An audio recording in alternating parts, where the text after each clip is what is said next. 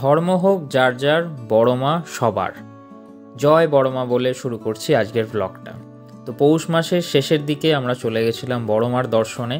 আর বড় মার দর্শন কিভাবে করলাম, কি হলো, কি খাওয়া দাওয়া করলাম, সব নিয়ে থাকছে আজকের এই ব্লগটা। তো welcome back to our channel the world of সুমনে। তোমাদের সকলকে জানাই স্বাগত। তো বিয়ের পরে আমাদের খুব ইচ্ছা ছিল বড় মার কাছে পুজো দেওয়ার। তো সেই জন্য আমরা চলে এলাম পৌষ মাসের একদম শেষ দিকে। আমরা ঘুরে এসে বড় মাকে দেখতে এলাম।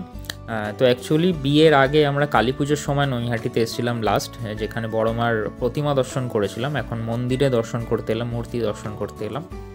তো এসে যেটা দেখলাম, আমরা শনিবার করে গেছিলাম, আমরা রিস্ক নিয়েছিলাম যে ভিড় হবেই। তো এসে দেখলাম অসম্ভব ভিড়, মানে ধারণার বাইরে। বড় মার মন্দির থেকে আমাদের প্রায় 15 থেকে 20 মিনিট ব্যাকে হেঁটে যেতে হলো, মানে যেখান দিয়ে লাইনটা স্টার্ট হয়েছে সেখানে গিয়ে লাইন দিলাম। তো আমাদের লাইনের জার্নি তোমাদের অল্প অল্প করে দেখাচ্ছি এবং চেষ্টা করেছি বড় মাকে একদম সামনে থেকে খুব পরিষ্কারভাবে তোমাদেরকে দেখানোর। তো ভিডিওটা সকলে প্লিজ দেখো ধৈর্য ধরে। আমরা যেরকম ধৈর্য ধরে লাইনে দাঁড়িয়ে দর্শন করেছি, তোমরাও ভিডিওটা একটু ধৈর্য ধরে দেখো, পুরো ভালো করে দর্শন করতে পারবে। তো প্রথমেই আমরা আমাদের বাড়ি থেকে চলে এলাম Dumdum station, nearest station Dumdum. তো দমদমে আমি আমার বাইক পার্ক করলাম, মানে ওখানে ভাড়া রাখা যায়, ওই মোটামুটি 15 টাকা নেয় সারাদিনের জন্য।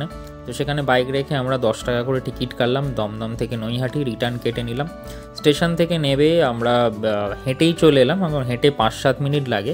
আর রিক্সা রয়েছে, টোটো রয়েছে, যারা তোমাদের থেকে 15 টাকা ভাড়া নেবে। তো তোমরা চাইলে সেটা করেও আসতে পারো, বাট লাভ কিছু হবে না, কারণ মন্দিরের সামনে অবধি তারা আসে। লাইন কিন্তু পিছন দিকে অনেক বড়। তো লাইন ব্রহ্মময়ী মায়ের, মানে গঙ্গার ধার ধরে অনেক বড় লাইন চলে গেছে। আমরা হেঁটে হেঁটে এলাম। তো এই লাইন দিতে দিতে আমরা আসছি সামনের দিকে। লাইনের অনেক কিছু পড়ছে, যেরকম একটা পার্ক দেখলাম, একটা স্কুল ছিল, এই স্বপ্নবীতি পার্ক। এখানেই ওই উট পাখি ছিল, মোটামুটি একটা খুব সুন্দর গার্ডেনিং মতো ছিল। আর যেহেতু একটা দিক থেকে আমাদের ভালো লাগলো যে লাইনটা আগের বার আমরা যখন এসেছিলাম তখন দুদিকে লাইন ছিল, এখন দেখলাম একদিকে লাইন। তো আশায় রয়েছি যে একটু তাড়াতাড়ি হবে। তো বলতে বলতে আমরা চলে এলাম ব্রহ্মময়ী মায়ের মন্দিরে। এটা বড় মায়ের মন্দির যে বড় রাস্তাটার ওপরে, সেই রাস্তাটা থেকে একটু ভেতর দিকে, মানে গঙ্গার ধারেই। তো এখানেও কালী ঠাকুরের আরাধনা হয়, পুজো হয়। তো এখানেও আমরা আগের বার এসেছিলাম, ভোগ পেয়েছিলাম। তো এখানে লাইনটা সামনাসামনি এলো, আর প্রচুর বড় লাইনের অনেক অন্যমনস্ক হয়ে যাচ্ছে লোকজন। তো বারবার অ্যানাউন্স করা হচ্ছে যে যাতে লাইনটার গ্যাপ না রাখা হয়। তো তোমরাও যখন যাবে তোমরা চেষ্টা করো লাইনটা যাতে কোনো গ্যাপ না থাকে, পরপর লাইন দিয়ে যাও। এবং পুজো কিভাবে দেবে সেটা বলে দিই। তো পুজো দেওয়ার এখানে ব্যাপার হচ্ছে, মন্দিরের দুধারে এবং লাইন ধরে অনেক দোকানপাট রয়েছে, যেখানে বিভিন্ন ডালা বিক্রি হচ্ছে 51 টাকা, 101 টাকা, আরও বেশি দামের।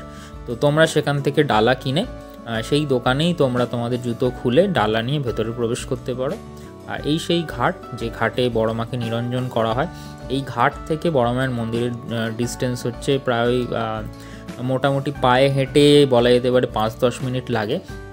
পুজোর সময় তো এই রাস্তা থেকেই লাইন ঘুরিয়ে বড় মার সামনে দিয়ে নিয়ে যাওয়া হয়। তো আমি সেরকম ডালা কিনে নিলাম। তো তোমাদের একটা ছোট্ট টিপস দিয়ে রাখি, অনেকে দেখছিলাম যে মানে লাইন যেখান দিয়ে দাঁড়িয়েছে সেখান থেকেই ডালা কিনছে। তো সেক্ষেত্রে তাদের একটু ট্রাভেল হবে, কারণ পুজো দিয়ে বেরিয়ে আবার সেখানে যেতে হবে জুতো আনার জন্য। তো সেই জন্যে তোমরা চেষ্টা করো মন্দিরের সামনাসামনি কোনো দোকান থেকে ডালা নেওয়ার, তাহলে খুব সুবিধা হবে। পুজো দিয়ে বেরিয়েই তোমরা সেই দোকানে ঢুকে প্যাকেট করে নিতে পারো প্রসাদটা, এবং জুতো সেখান থেকে পরে তোমরা এক্সিট করতে পারো। তো আমরাও তাই করলাম, আমরা লাইনে দাঁড়িয়ে পড়েছিলাম জুতো পরে। তারপরে মন্দিরের 200 মিটার আগে অবধি বলছে যে জুতো পরে ঢোকা যাবে না। তো সেই অনুযায়ী তার আশেপাশের দোকান থেকে তোমরা জুতো রাখতে পারো। তো বলতে বলতে আমরা প্রায় 3.5 ঘন্টা পর একদম মন্দিরের সামনে চলে এলাম। আর মন্দিরের এখন অনেক নিয়ম চেঞ্জ হয়ে গেছে দেখলাম। আগে যে ভিডিও করেছিলাম বা আগের বার যখন এসেছিলাম 23-এর লাস্টে, তখন অন্যরকম নিয়ম ছিল। এখন দেখলাম খুব সুন্দর নিয়ম, মানে দক্ষিণেশ্বরের পরে যদি কোনো মন্দিরে এত সুন্দর সিস্টেম হয়, সেটা আমি বড় মার মন্দিরে দেখলাম। 3.5 ঘন্টা লাইন দিয়ে সামনে ঢুকলাম, এবং ঢুকে দেখলাম এরকম একটা কিউ মতো রয়েছে, মানে ভেতরে অনেক বড় লাইন রয়েছে। সেটা এইভাবে লাইনটাকে নিয়ে যাওয়া হচ্ছে, খুব সুন্দর করে মেনটেন করা হচ্ছে। কোনো রকম মোবাইল জমা দেওয়ার এখানে কোনো ব্যাপার নেই, মোবাইল যার যার নিজের কাছেই থাকছে। শুধুমাত্র জুতোটা তোমরা ডালার দোকানে খুলে আসবে। আমরা ডালা নিয়ে নিয়েছিলাম 51 টাকার। এবং প্রথমেই এলাম হচ্ছে, এখানে দেখলাম যে 3টে ধাপে লাইনটা বড় মার সামনে যাচ্ছে। তো প্রথমে বড় মার যে মন্দিরে আমরা ঢুকে পড়ে একদম লাস্টের দিকে দাঁড়ালাম, এবং মাঝখানে আরেকটা গ্রুপ রয়েছে, আর একদম সামনে আরেকটা গ্রুপ রয়েছে। তো তো প্রথমে ঢুকেই আমরা বড় মাকে খুব সুন্দরভাবে দর্শন করতে পারলাম। এবং এখানে একটা স্পেশালিটি রয়েছে যে তোমরা যে ডালা নিয়ে যাবে সেই ডালা পুরোহিত তোমার হাত থেকে নেবে, তোমার নাম গোত্র শুনবে, তোমার নামে পুজো না দিতে পারলেও মানে এইভাবে তোমার ডালা থেকে কিছু প্রসাদ ফুল মায়ের কাছে দিয়ে দেওয়া হচ্ছে এবং সেই ডালাটা তোমাকে রিটার্ন করে দেওয়া হচ্ছে। আর কিছু নেওয়া হয় না, বাদবাকি জিনিস সবই ফেরত দিয়ে দেওয়া হয়। তোমরা সেটা বাড়িতে নিয়ে আসতে পারো। তার সাথে আনুষঙ্গিক সিঁদুর, আলতা, মোমবাতি থাকে, চেলি থাকে, সেগুলো তোমরা ওখানে রেখে আসতে পারো বা নিয়েও আসতে পারো। তো আমরা একদম লাস্টের মানে থার্ড যে গ্রুপটা সেখানে ছিলাম, সেখান থেকে খুব সুন্দরভাবে দর্শন হলো। এরপরে দেখলাম যে যেরকম পুজোর সময় দড়ি দিয়ে লাইন আটকানো থাকে সেরকম দড়ি খুলে দেওয়া হলো। মোটামুটি একটা গ্রুপে ম্যাক্সিমাম 30 থেকে 40 জন থাকছিল। আর অনেকক্ষণ সময় ধরে মানে কোনো মন্দিরে, এত পপুলার কোনো মন্দিরে আমি প্রথমবার এতক্ষণ সময় ধরে, প্রায় আমরা ভেতরে 15 মিনিট মতো ছিলাম। ওই 3টে লাইনে 5 মিনিট করে আমরা ছিলাম সামনে। কোনো তাড়াহুড়ো নয়, কোনো মানে ওখান থেকে কোনো ঠেলাঠেলি হয়নি, নিজেদের মধ্যে ঠেলাঠেলি হচ্ছিলো মানুষজনের, বাট ওনারা কোনো তাড়া দেয়নি। প্রত্যেকের ঝুড়ি নিচ্ছে, মানে পুজোর যে ডালাটা নিচ্ছে প্রত্যেকজন ব্রাহ্মণ, এবং সেটা মায়ের পায়ের সামনে নিয়ে যাচ্ছে, ফুল চাইলে ফুল দিচ্ছে এবং খুব ভালো ব্যবহার, কোনো রকম রুড বিহেভিয়ার নেই। মানে এত ক্রাউড কন্ট্রোল করছে, তাও কোনো রকম তারা অধৈর্য হয়নি, এটা দেখে খুব ভালো লাগলো। তো দর্শন খুব ভালোভাবে হলো, তোমাদেরকেও দেখানোর চেষ্টা করলাম, কারণ আগের বারও দেখিয়েছিলাম, আগের বার অতটা ভালো করে দেখাতে পারিনি, আমরাও অত ভালো করে দেখতে পারিনি। মানে এই বছর গিয়ে মন ভরে বড় মাকে দেখলাম, মানে 3.5 ঘন্টা 4 ঘন্টা ডাজেন্ট ম্যাটার, ভালোভাবে দেখলাম। আর তারপরে বাইরে বেরিয়ে এলাম। বাইরে বেরিয়ে এসে আমাদের এখন উদ্দেশ্য হচ্ছে যে দোকানে জুতো রাখা আছে সেখান থেকে আমরা জুতো নিয়ে নেব।